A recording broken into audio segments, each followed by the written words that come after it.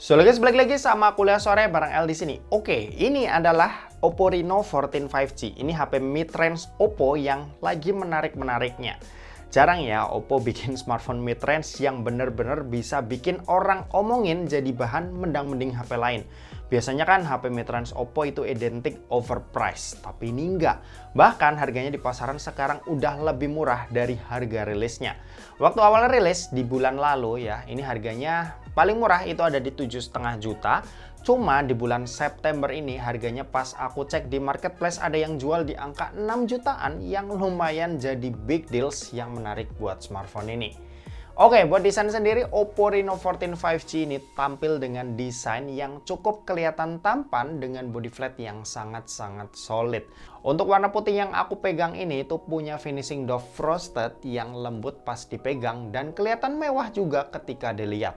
Kalau kita lihat buat frame kameranya atau rumah kameranya ini tuh punya desain yang main aman ya. Tapi bisa diakui ini desain keseluruhannya cukup cakep buat ukuran HP mid-range 6-7 jutaan. Di sisi atas smartphone ini ada dua buah lubang mic, IR sensor dan lubang speaker. Di sisi kanan ada tombol volume dan tombol power. Di sisi kiri ini polosan aja, sementara itu di sisi bawah ada SIM tray dual nano SIM tanpa adanya slot buat microSD tambahan. Terus ada lubang mic, lubang charging USB-C dan speaker lagi yang menandakan speaker dari Oppo Reno 14 5G ini itu udah stereo. Buat NFC tentunya udah pasti ada ya. Terus smartphone ini juga udah dilengkapi dengan IP rating IP68, IP69 yang tahan dicelupin air atau kena semprot water jet. Kalau buat layar panel yang dipakai ini AMOLED, resolusinya 1.5K 1256 x 2760 pixel dengan ukuran layar yang ada di 6,59 inci. Layarnya ini punya 1 miliar warna, support HDR10+ dan punya peak brightness yang ada di 1200 nits. Buat proteksi Oppo nyematin Corning Gorilla Glass 7i sebagai proteksi layarnya. Terus buat fingerprint ini posisinya juga udah under display yang jenisnya optikal. Buat kecepatan bacanya sendiri sih udah termasuk kenceng ya, cuma emang belum bisa buat one tap, jadi harus sedikit agak ditahan. Kalau buat desain layar ini flat, bezelnya ini udah sama rata di tiap sisi jadi dilihatnya pun enak. Overall feels pakainya ini hampir mirip kayak Oppo Find X8 flagship Oppo yang waktu itu kuliah sore juga apresiasi di bagian layarnya. Next, kalau buat performa Oppo Reno 14 5G ini itu punya chipset MediaTek Dimensity 8350 Ultimate yang punya fabrikasi 4 nanometer. Buat skor Antutunya sendiri pas aku cek ada di 1,3 juta. Angka yang udah cukup tinggi dan nunjukin kalau performa Oppo Reno 14 5G ini juga kenceng. Dipakai main game Mobile Legends, dapetin settingan grafik ultra dengan frame rate ultra. Yap, di game ini itu bisa rata kanan dan dapetin 120 fps tanpa adanya kendala sama sekali. Aku udah coba buat 3 kali main dan tetap stabil ya buat dapetin fps tertingginya. Lanjut kalau buat PUBG Mobile, settingan yang kebuka ini ada di Smooth Extreme Plus. Di game ini itu bisa dapetin 90 fps-nya ya, dan kayaknya ini juga masih keentengan lah kalau buat smartphone yang satu ini. Kalau settingan Ultra Extreme-nya kebuka, aku yakin ini juga bisa. Lanjut kalau buat Genshin Impact, kita coba aja langsung pakai settingan highest-nya ya. Dan alhasil di game ini itu bisa dapat di kisaran 45-50 fps ketika lagi traveling dan 40-45 fps ketika lagi battle yang ngeluarin banyak efek skill.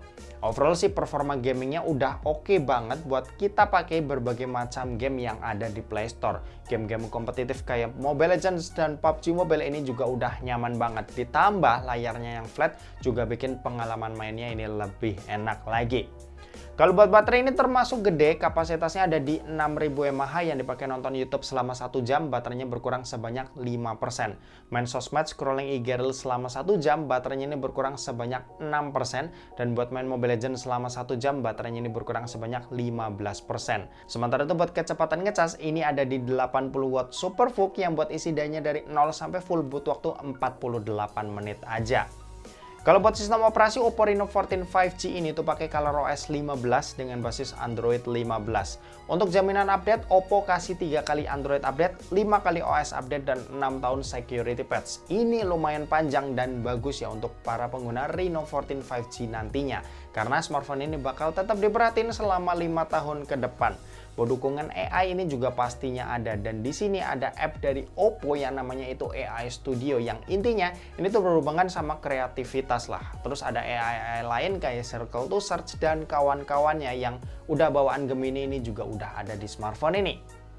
Oke, dan terakhir kita mau bahas soal kameranya. Jadi buat kamera Oppo Reno 14 5G ini tuh dibekali dengan setup triple kamera. Ada kamera utama yang punya resolusi 50 megapiksel ber-OIS dengan sensor Sony IMX882.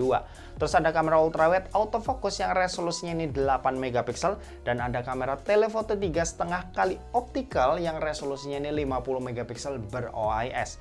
Sementara buat kamera di bagian depan ini resolusinya 50 megapiksel yang juga udah ada autofocusnya. Buat hasilnya gimana? Tentu aja ini nggak mengecewakan ya. Mungkin hasil jepretannya bakal kelihatan pucet ya, tapi ini hasil jepretan natural yang bisa kita finishing lagi kalau ngerasa saturasinya itu kurang. Kalau buat dynamic range ini udah bagus banget, terlihat luas ya. Terus detail gambarnya juga tajam, jadi mau di crop pun ini juga nggak masalah. Nah, sisa hasilnya kalian bisa cek aja dari hasil foto-foto dan video berikut ini.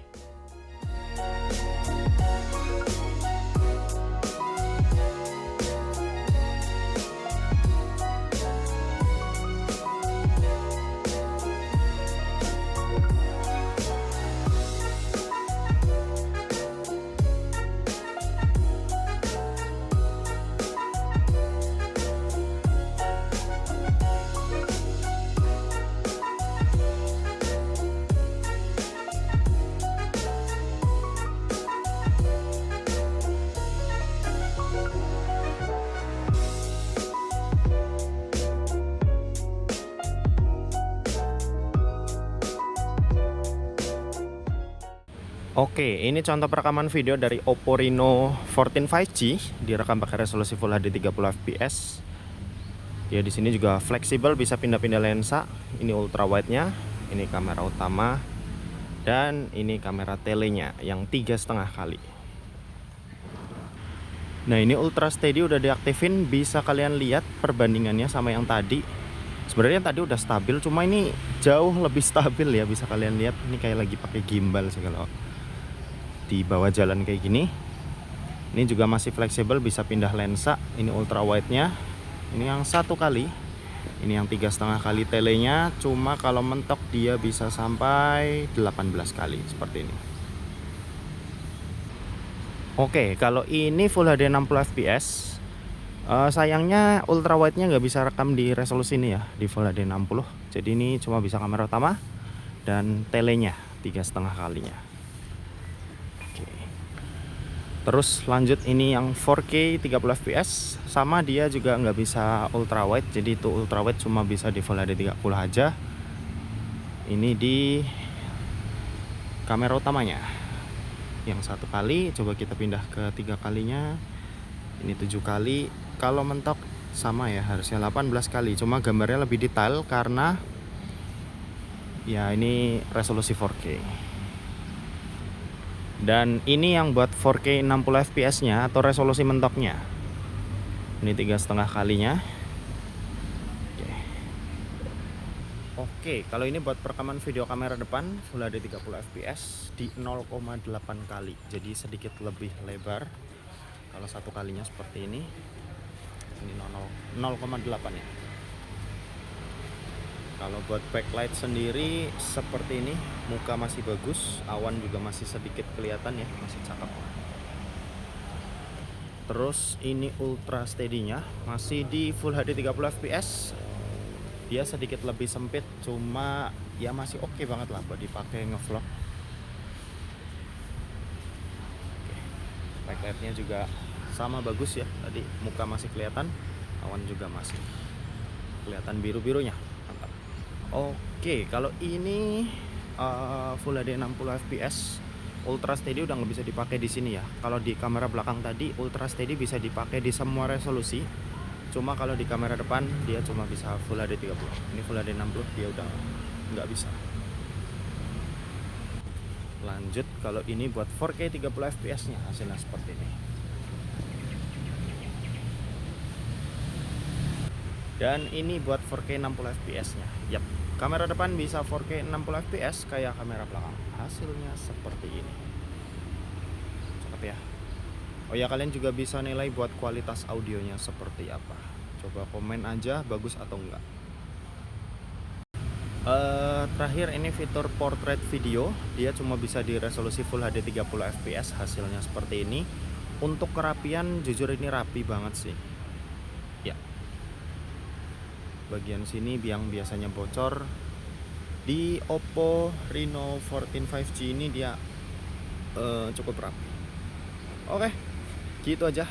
Kalian nilailah gimana kualitasnya. Kalau dari aku sih udah cakep banget ya. Oke, gitu aja, kita balik ke studio. Yuk.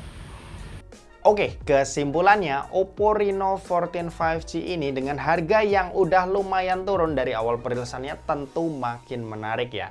Desain cakep, feels pegang premium, layarnya wah, performa kencang, baterai gede, ngecas kencang, dan kameranya ini juga juara buat di kelasnya. Head to headnya jelas sama Vivo V60 yang harganya juga mirip-mirip dan kayaknya menarik juga nih kalau kita adu keduanya. Coba kalian yang setuju komen aja di bawah karena keduanya adalah HP yang sepertinya bisa menguasai pasar 6 jutaan. Dan oke, mungkin segitu aja buat video kali ini. Terima kasih buat yang udah nonton video ini. Jangan lupa buat like, komen, dan share juga ke teman-teman kalian supaya teman-teman kalian mendapatkan informasi yang bermanfaat dari kuliah sore. Oke, terima kasih buat yang udah nonton video ini sampai habis dan sampai jumpa di kuliah selanjutnya. Bye-bye.